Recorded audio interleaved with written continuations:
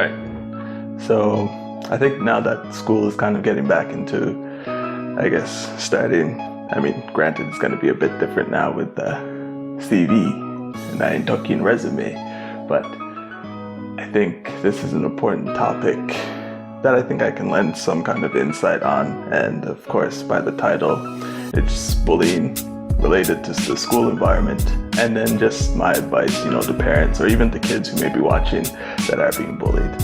Because, as much as parents and school personnel and, school officials, as well as even the government would like to think that, telling an adult is the best way to go about things, it rarely ever works out. Especially if the kid who's doing the bullying is popular, it's just going to make things a whole lot worse, And so, and going to the kid's parents who's doing the bullying can just be a mistake of itself as well. And then pulling your kid out of school because they're being bullied is just setting a bad precedent for the future that, if you face a problem, then just pull yourself out and then keep running, It's not a good thing, right? And so I think through, my short existence on this earth, and also through some personal experiences and things like that, I think I've figured out, nothing, revolutionary, but just things that I feel I should mention that may help people out. And the first one, and this isn't priority too, is you need to teach or get your kids involved in self-defense. I think from as young as possible, from whenever they can walk and have control over their motor skills and can speak. If you can afford it and if you have the accessibility, definitely got to put them into some kind of fighting or self-defense classes, just so that, it's not even just for the school environment. That's just something that people should know for life. It's just a good life skill to have, being able to physically defend yourself. Because one of the main things when it comes to,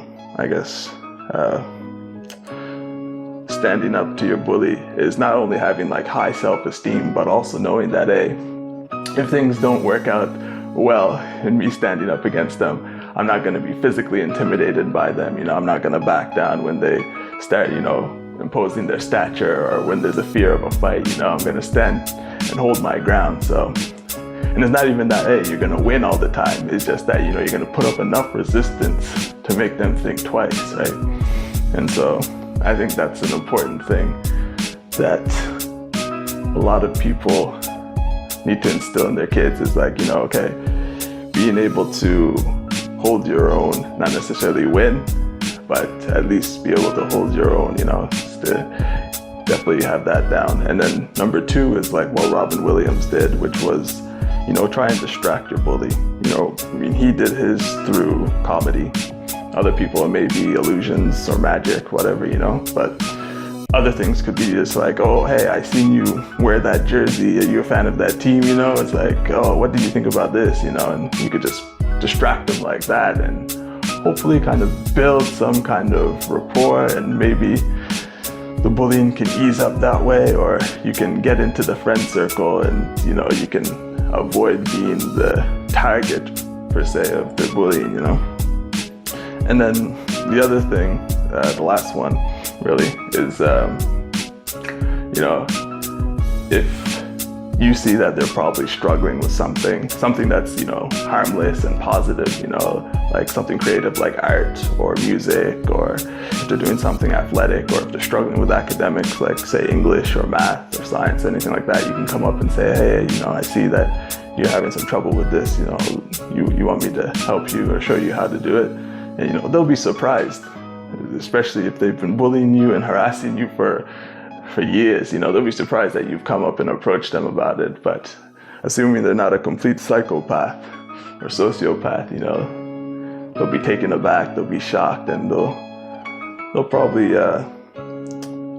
feel sad for how they treated you. And even regarding all that, you're still willing to help them out, type of thing. So that's a good way to also build that relationship or some common ground type of thing, But, once you do kind of establish that common ground or get into that circle with the bully, right? You then don't just want to kind of protect your own ass and be like, oh, hey, they're no longer on me now, so I'm good. No, you want to try and be changing their mindset on their bullying, right?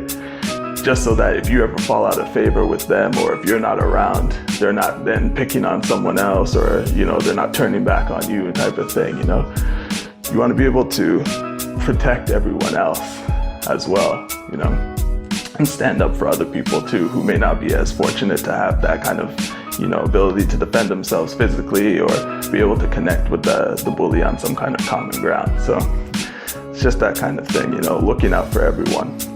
But I understand that may be a bit much to ask of a kid who's being bullied and tormented. So it's just on an aside, if you can do it, I think that's the best way to go about really putting an end to bullying. But I should also mention for the first one,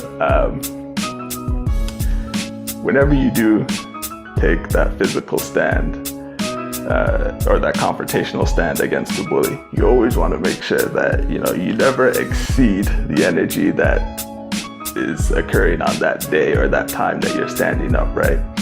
So even though this person may have bullied you verbally, physically for like years on end, right? You don't want to let all that boil up to now. And then you say for instance, Billy comes and pushes you. Now that you know how to fight, or now that, or if you know how to fight, whatever, beforehand, that now you just haul back and crack him in the face and break both of his arms. It's like, hey, Tommy, I understand why you did it, but you've overdone it now, Now it's like, you're from the outside looking in, you're the bully, you've overdone it. You always just want to match, never want to exceed that energy of the day, right? So, and same thing goes for verbally. Like if someone's being verbally abusive to you, you don't want to now start, becoming threatening and vulgar and very aggressive and violent with your verbals. It's like, no, it's gotta match. It's gotta match. You don't want to exceed, right? So it's a tricky thing, And I guess this is just, the fourth option. If none of those three seem to be working, is that, but this one is not something I would recommend, but if the parent wants to get involved, they can come into the school and say, hey, if anyone messes with my kid, I'll be kicking ass and taking names. And your family, I'll be kicking their ass too. I mean, sometimes that can work. I've seen that happen a few times, on TV and things like that. Real life, people have been doing that and recording it, and it seems to help, but it's not something that I would recommend. I feel like whenever you're dealing with bullies, it's got to be dealt with, so if we're talking about kids, it's got to be kid to kid, right? The kid's got to deal it out and work it out. The parents can mediate and kind of help set it up, but the kids have got to sort it out, I feel like that's the best way. And I mean, it really builds character too, when you're able to come out of it, right, on your own, right? Come out of it on your own and be able to say that, yeah, I was able to solve this. So, as always, that's just my opinion, and that's the thing.